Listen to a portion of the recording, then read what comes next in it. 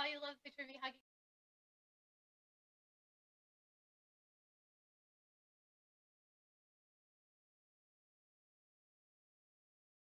Sorry for very how loud.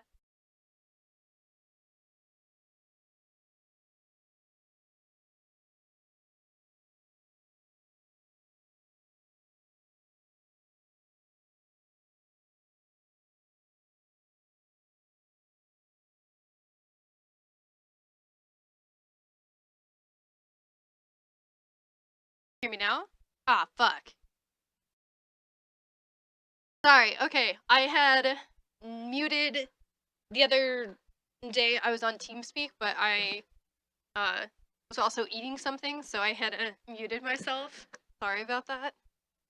Here we go. Okay. Anyway, welcome. Let me start over. So today is Game Accessibility Awareness Day. It was something that, or not Game Accessibility Awareness Day, Global Accessibility Awareness Day, and accessibility applies to games. So for those of you who don't know, I've been involved in game accessibility for years. I've worked with a few different organizations doing game accessibility, and it's something that I've been really passionate here at Turtle Rock about. And it's been great in that I'm at a studio where I can be like, hey, this is why we should do accessibility, and they just do it because they're good people. There have been so many places I've worked where like you have to make the financial case on why everyone should be able to play your game. But here I don't even get that far. I'm just like, everyone should be able to game. We love gamers, and then we do it. So what I'm going to talk to you guys about today is first how we approached game accessibility in Evolve, kind of the features that came out of that. And then I'm going to show you guys a little bit of the new, it's the same stuff that Grizzle had earlier, but I have the same videos, so we can talk a little bit about how accessibility is feeding into decisions as we're going forward. And then I do have a couple of things that you guys haven't heard about yet that are just small, like I don't have a release date, they're prototypes, so I mean that's something way, way down the line. Hey Seeds, thanks for coming. Okay, so with game accessibility, it's like in terms of games or just accessibility in general, video games are pretty far behind the rest of the world or the rest of technology. We're sort of coming up behind everything else. Like there's already standards for web, there's already standards for movies, there's already standard for, subtitles and everything, but we're growing and we're fledgling and we do a lot of weird stuff. And so there's not a lot of awareness across all different studios on how game accessibility works. But I have that knowledge. I'm one of the keepers of game accessibility knowledge. So one of the first things we went through when I got here was like, I went to have the initial pitch on like, hey, this is game accessibility. This is why it matters. And everyone was just like, yep, nope, everyone should be able to play your game. Right, that's a good point, Tara. And I was just like, wow, I had this whole speech prepared about how much money we can make and why it's good, but you guys are just good people, so you'll do it. Awesome. So one of the things that we did was take different guidelines that are already available to the public. So you can go to gameaccessibilityguidelines.com. You can go to the Able Gamers Foundation and look at their includification, but you can also look at Special Effect in the UK, also has a list of recommendations. One of the things that we did was basically make this huge spreadsheet that had everything that they recommended that you do in the different categories. Oh, I just realized I'm being hosted on Turtle Rock. I should also probably pull up that chat in case someone asks a question or something. I'm so sorry, you guys. You're going to have to wait while I pull that up. / Turtle Rock Studios. I don't want to ignore anyone.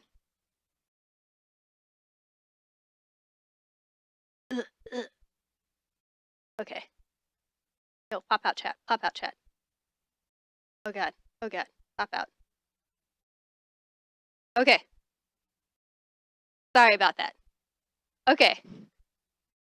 So we went through all of the different recommendations and we put them together in a list. Now, one of the great things about all of these lists is they have the information divided up into 3 categories. I better make sure my stream is accessible. Well, so funny enough, I just signed up for some sign language courses so that hopefully I can make them more accessible in the future. So we'll check that out. So we took these 3 different lists and we compiled them into one like huge master list. And obviously we like removed duplicates and stuff. So we made sure we had all of them covered. And then we assigned. Sorry, will I play Evolve? I will have some some Evolve related gameplay footage later. But right now I'm just talking about Evolve. So we have all of these 3 different lists. We have all the features, and then we went through and weighted them. All 3 of these sites list them in terms of like, here's basic, here's intermediate, here's advanced, and it's basically divided into here's how hard this would be to implement versus how many people it will reach. So we gave each one a score. And basically went through and be like, this. Do we have thing X? Yes or no? And we just made, or does thing X even apply to our game? Yes, no. So we went through and we basically compiled a score sheet, and then we looked at our final score to see how accessible we were truly being. And it wasn't great. I mean, we admit that. So it's, people don't always get things right on the first try, and it's not like there was, there's only a handful of game accessibility advocates or experts, and if you don't have one at your studio, like it's not hard to do it wrong, or there are even people who mean well who just don't have someone to talk to who really mess it up. So when we looked at the score and it wasn't very high, I was just like, okay, what can we do? Oh, you're going to be taking sign language courses this year? That's awesome. I'm really excited. Because I talk a lot with my hands anyway, so I'm really hoping that I can put my hands to better use while I'm talking, and at least make them more informative. So when we looked at the list, there was a lot of things that we saw that were obviously in our mind like no-brainers. Like, okay, remappable controls for the controller. We already support remapping key bindings. Like, let's go and let's investigate this. What happened? So when I started looking at that, I found out we actually at one point had tried to do it, but had sort of gone down this design rabbit hole that basically it was really easy to break, and that's not great. So that was actually one of the things I got to design was the new remappable control scheme. Like I sort of looked at both other games that were already doing it on with controllers and seeing what worked, what didn't work. But I also had to be really careful to make sure that it was easy to use. If you accidentally remap keys in the wrong way, you could fix it. And then making sure on controller you didn't wind up with like buttons unassigned. Like if you were remapping buttons and you forgot to put, print or something like that, that's not really going to work. So evaluating what to do there to make sure it was good. And I was actually really excited because I already had something written up that I pretty much just repurposed. I had done a GDC talk on game accessibility, and one of the things I talked about was, in my mind, my perfect vision for how you should do remappable controls in games. And so I just took that and I was just like, here, look, I'm gonna copy paste like some Evolve text onto it, and it just worked out really well. It's just like, hey guys, this is what I want to do, and they're like, oh yeah, okay, cool, here you go, there's your system. And I was like, whoa. I mean, like hello Daisy Slayer. So that was really, really awesome. The other thing that was really obvious to us when we went and looked at our scoring, and even it was just seen on the forums, our game had a lot of issues with color blindness. There was a series, so color blindness, can have a few different, no Siri, I'm not talking to you. I know you think I said, hey Siri, but I didn't. Sorry. So one of the things we had problem with was both like in-game effects, like, the reticle for Cabot's dust tag or Hank's orbital barrage on top of green grass. Like red on top of green was hard. But then we also had the problem of certain effects in game or UI elements in game would blend into the background or blend in with each other. So our colorblind mode was actually really complex to try to develop, because it wasn't just like, oh, we can just put an overlay and that'll fix everything. Like, first off, that's not attractive. It'd make the game ugly. But secondly, it was a mix of both UI and in-game effects. So actually, to get our colorblind mode in place for existing effects, it's a decent amount of work. So if we go through and, for example, I've said this before when we went to make colorblind mode versions of Hank's orbital barrage, reticule, how you aim, we basically had to have our effects artist Lindsay go through and make 3 new versions of it that were different colors. So it's not that, oh, we have this one effect that we use. We just go, oh, retweet the tweet I put on your Twitter. I'll do that. Oh man, now you guys get to watch me go to Twitters. Oh man, I'm clicking on stuff. There are so many things on my screen right now you wish you could see. I don't see it! I'm going! Turtle Rock Studios, we follow each other! Hey look, that's me! Retweet. I'm gonna like that too. There we go. There I go. Okay, thank you, Shane. Yeah, I will take questions on the colorblind thing. So yeah, if you have a question, just put it in there, and if I can answer it, I will. Or if I can't answer it, I'll tell you I can't, and try to tell you a reason why. Oh, you can see the reflection? Oh, yeah, I just brought up Twitter. There's not actually anything exciting you can see on my screen then.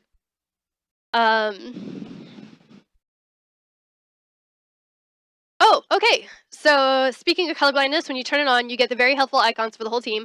I'm not colorblind, but I leave it on for the icons. Any idea if the icons will come with colorblind mode off? Actually, yes. One of the things that I was going to be talking about today is with colorblind mode, I'm actually the same way. If you ever saw me stream Evolve, particularly from the office, I always have colorblind mode on, and it's not because I'm colorblind. I'm not. It's because I loved having the icons on. I can tell you that for the next title update, they're disconnected. It's a separate setting that you can turn on and off at any time. And then if you want it on and you don't want colorblind, if you want the icons on but you do not want colorblind mode, thank you for the host, Cockney Charmer. Oh, I forgot to turn the audio for that on. I'll fix that.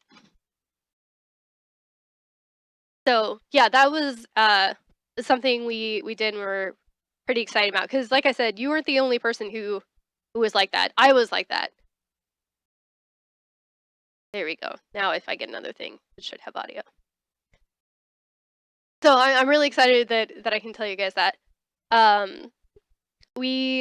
Let's see, what else about colorblind mode? And actually, the addition of colorblind mode has changed how we think about developing new effects as we're going forward. One of the things that we really keep in mind now is, like, you can't make something distinguishable by only color. If the only difference between this thing and that thing is color, then we're going to have a problem. And like it's been really great. Oh, thank you, Standing Wolf. One of the things that's been really great is we now have like our VFX artist is aware of it. So if someone, like, if we see something, like even in the concept art stage, and they're like, oh yeah, and then it'll be green and then it'll be red, like we'll be like, whoa, okay, let's start rethinking this. So we're really aware now, even from the concept stage, we're thinking, okay, how can we make this better? How can we make it different? And even then, it makes it easier to understand for not just colorblind people, but for everyone. And that's something that we've been really pushing going forward, is making sure that we can get more information out and easier for everyone to understand. A lot of accessibility changes are great for everyone, not just for, oh, there's a dog, there's a dog, there's 2 dogs. Oh, that was Brandon and his dogs. Just another day at Turtle Rock Studios. So, oh, there's a dog again. Oh, there's another dog again. Okay, it's just going crazy. So yes, those icons will be there. I'm really excited they'll be there, and I hope you guys are pretty excited about that. Let's see. So we are currently looking into, I don't remember where we landed. We do have more things that we want to get in for colorblind mode that I don't think are in for TU09, but they're on our list to get there eventually. Like, I know the hunter footprints was a really big one.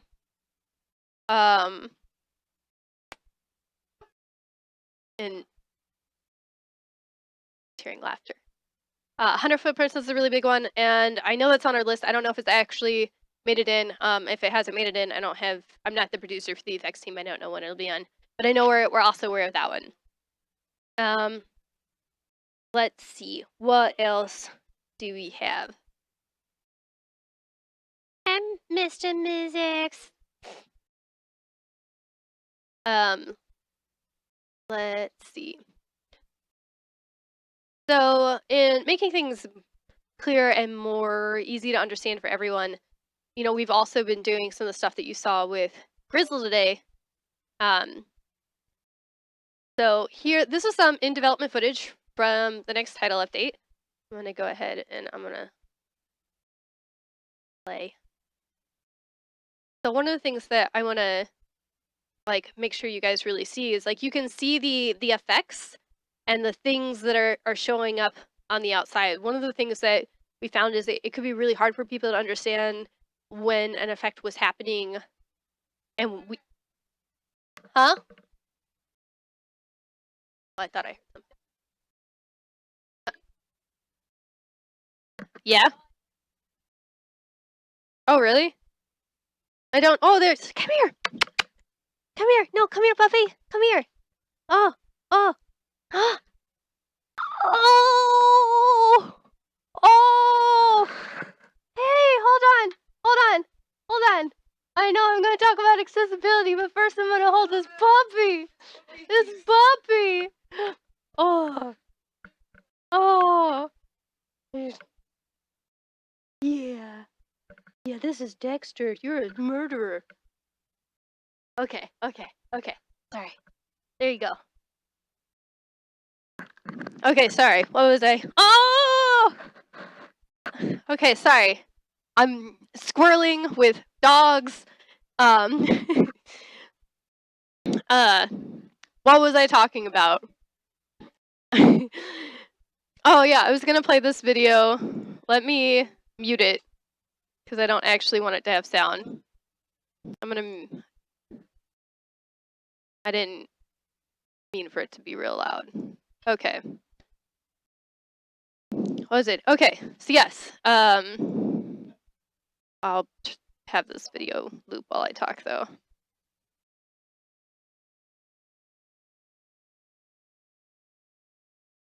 Okay. Loop. There we go. Okay. So, oh, my mom says hi. She's not in chat though. Okay. So one of the things we really want to do is make a clear visual language on what's happening. And what's really great about some of our new effects is you can see we have the icons that are showing up. So it's, you know, really reinforcing. We're not just displaying something via color. We're giving it patterns. We're making it easy to see, and it's really important for us that everything is clearer. Okay, let's see. I've also got this one. Oh. Okay. Play this one. Earlier tonight. Oh yeah, you're probably later then. It's only 3 here. Okay. So here's another one. As you can see, like it's more about like we're not displaying something just on color. We're doing the effects, and we want to make sure that it's clear. And obviously, it's been really working out nicely for me personally, because one of the things that we've talked about is when we release this, we want to make it easier for people to play. We want to really revitalize the player base, and if new players come in, we want them to understand what's happening. And it's been great in everything we've been doing to make it more clear for the oh yeah, that's probably some sort of debug thing. I don't actually, you can't have Rogue Val and Kyra.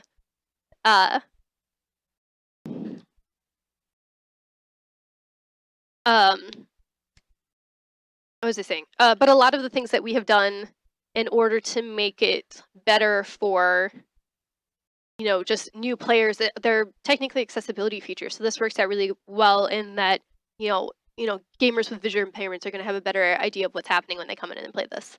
Let's see. Atronach, you have a question. Is the Trapper class going to be renamed to Tracker or something similar? Because they won't really be the only Trapper in game. No, they're still going to be called the Trapper. I don't want to give too much info away because I'll leave that to Brandon and Corey. But they're still going to be able to do more and probably get to the monster faster. So they're still going to be called the Trapper. We can do tons of stuff that you guys can't do. We can artificially drop characters into the different maps. I mean, you guys have seen that on International Women's Day, we had a tweet with all of our women characters in it. Obviously, we can't do that in real modes. All right, and then the last one that we have.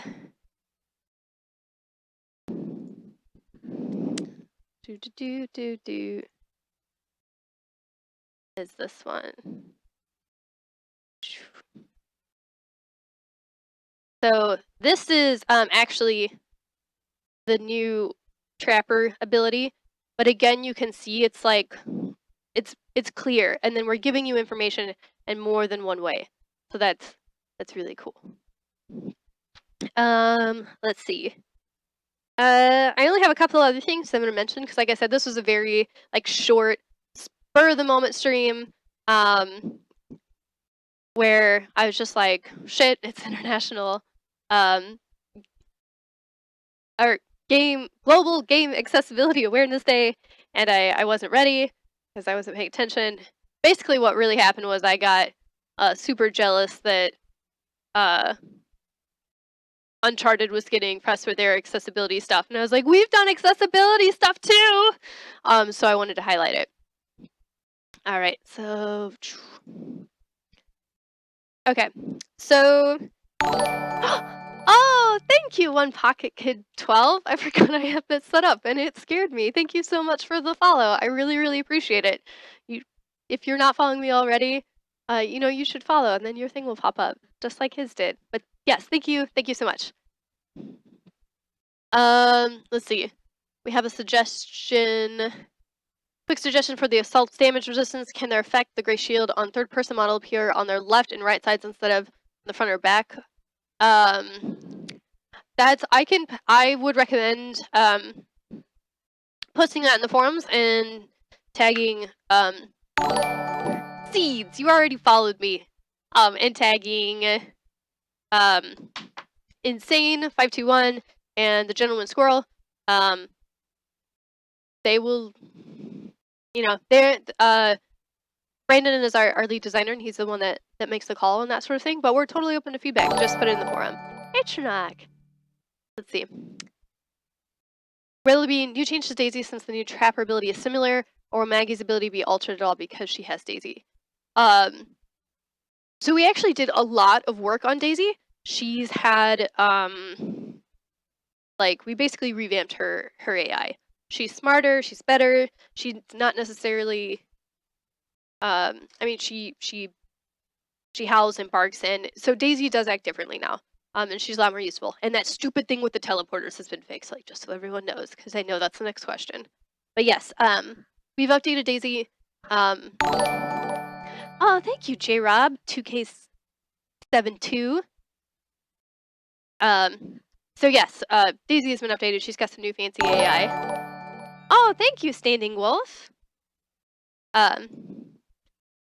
Question about accessibility. Which was the most difficult feature to add? So, I will answer that question by going into... I missed something about this, so trappers aren't the only ones who will throw domes. No, in the next title update, more people can throw domes than just the trapper. But, so, in terms of Evolve and game accessibility, we have no plans to just stop at what we already have. We want to get better. We want more people to be inclusive. We love gaming. We want everyone else to be able to game.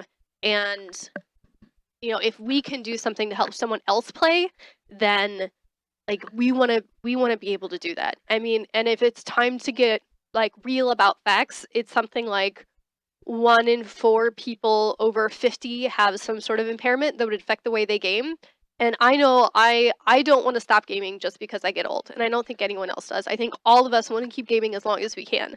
So more of these accessibility features we put in, and make them standard, like if we keep adding them and other studios add them, like then hopefully as we as a group get older, we can bring gaming with us into old age, because it's like who I am, and I don't want to stop just because I've gotten arthritis or something, right? So let's see. Oh yes. So there are more features that we do want. One of them, so I've got two of them that I'm going to show for you guys today. One of the things we know is a huge problem is that if you don't have a mic, or you can't talk, or you don't want to talk, it can be really challenging to interact with your team, particularly on console where you don't have the option of text chat. So one of the things that we've been playing around with is the idea of a comm wheel. I'll scoot over. Oh, that's the wrong picture. That's part of the comm wheel, but I meant this one. Okay. So the idea is that you'd be able to bring up this little wheel, and with the wheel you could then select one of these options of things you could say, and then say you were to select monster this way, then it would pop up, it would place this thing in the world. Now this is something that, this is not coming out in TU09. I don't have a date for this. This could be months and months away. So please don't think this is coming out soon. But it's something that we really want to work on. So it's, we like I said, we have prototyped it. We had a version in game that, although it was very pretty, it was very, very hard to use. And we don't want that. We basically had the option to seeds. I will come and invite you. Stop saying that. We had the option to launch it as it was, and we're like, you guys, this is shitty to use. We can't put this version out there. So we went back to the drawing board, and we want to have this. It's on our to-do list, but right now it's on the back burner compared to quality of life changes in the game, making it more stable, making it an improved experience for new users. Oh, let's see. Evolve is truly, at this point, my favorite game. Thank you, J-Rob. Oh, thank you so much. What you guys do is amazing. The hard work is appreciated. Aw, I feel really special. Let's see. Yeah, the goal is to one day we'll have a version of it that's, oh, Skills, I'm sorry, you're behind my pictures. Oh, wrong pictures. Nope, I tried. I don't even know what pictures are where. It was these two. I tried. Anyway, but like I said, we're going, and right in the prototype version we had, it was only placing an icon. We're hoping that, as you can see in this picture, that we could have VO lines that we could tie with it. Right now we would have to kind of go and see if we already have any lines that would work. And I feel like we don't have a lot that just kind of work out of the box. We would probably have to re-record with the actors, and that can get expensive. So, but anyway, this is something that we're interested in doing, like, down the road. We've played around with it a little, so, like, again, no ETA. It's not slated anytime soon, but it's something that we've really been interested in. Oops. The other thing we've sort of prototyped and played around with that I don't have any pictures of for you right now, is closed captioning. Oh, let's see. I got another question. Are you guys gonna market Evolve for the new update? I'd love to see ads in front of YouTube videos instead of car commercials. Yes, we are working right now with 2K. We're going to be having, yes, there will be a marketing push. I keep telling people we want this thing to make waves outside of the forums. We want people who aren't regularly playing Evolve to know about this, to know how cool it is, and we want them to come in. I don't want to spoil too much about. Honestly, we're keeping more of the marketing stuff secret than we are things of the game at this point. But yes, we will have things. We're in talks right now. Like, I'm gonna be honest, I can't stream for too much longer because I have a meeting at 3:30 about exactly those kinds of things. So, but yes, we promise that we are making sure that people know. Okay, let's see. What else do I have? Oh yes, so closed captioning. So